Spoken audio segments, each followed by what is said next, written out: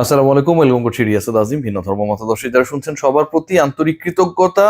এরকম সেমিফাইনাল টি-20 বিশ্বকাপের ইতিহাসে আসলে কবে হয়েছে?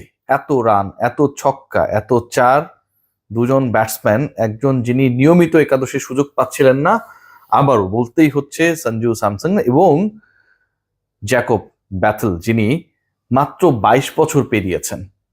দুজন ক্রিকেটার যেভাবে এই ম্যাচের এক্সাইটমেন্ট ছড়িয়েছেন। একটা ম্যাচে 40 ওভার, মানে 20-20 40 ওভারে খেলা হয়েছে, রান হয়েছে 499, মানে 500 প্রায়। ছক্কা দুই দল মিলে মেরেছে 34টা, চার মেরেছে 39টা, বাউন্ডারি ওভার বাউন্ডারি 34 প্লাস 39 হয়েছে 73টা।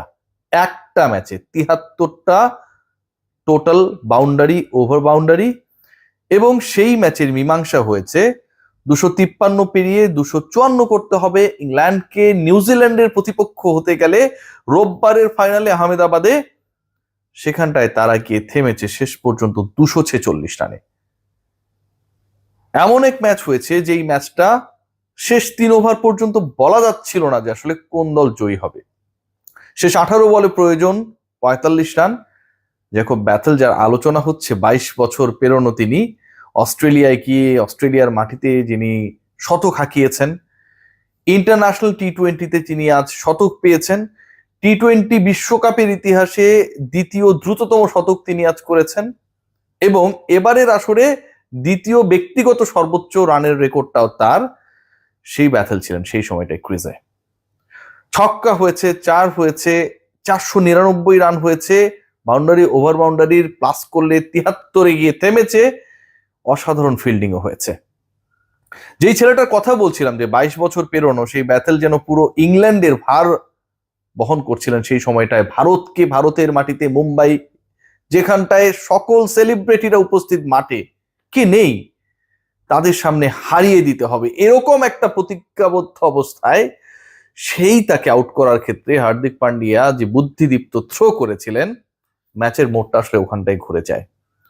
আমরা ব্যাটিং নিয়ে আলোচনা করতে পারি, আমরা বোলিং নিয়ে আলোচনা করতে পারি। পান্ডিয়ার সেই অসাধারণ ওভারটা, 18তম ওভার, এরপরে আরো 2 ওভার ছিল। হার্দিক পান্ডিয়া 19তম ওভারে এসে মাত্র 9 রান দিলেন।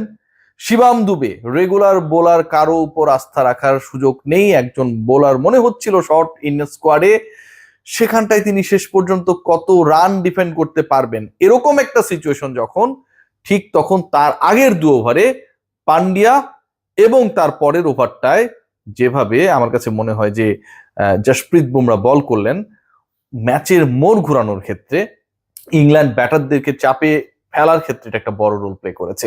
লাস্ট ওভার ইকুয়েশনটা যখন হয়ে যায় 30+, ঠিক তখন আপনি যেই বোলারকেই আনেন না কেন, এবং যখন আপনি ওই মুহূর্তে ওই ওই ওই সিচুয়েশনে প্রথম 2 বলের মধ্যেই সেট ব্যাটার সেঞ্চুরিয়ান ব্যাথেলকে ফিরিয়ে দেবেন, তখন আসলে সেই সমীকরণ মেলাটা খুব কঠিন হয়ে যায়। এবং টানা 3টা ছক্কা, মাঝখানে একটা হোয়াইট হয়েছিল জোফরা আর্চার মারার ফলেও, এন্ড অফ দ্য ডে 7 রানের ডিফারেন্স থেকে গেছে। What a semifinal actually we have watched today.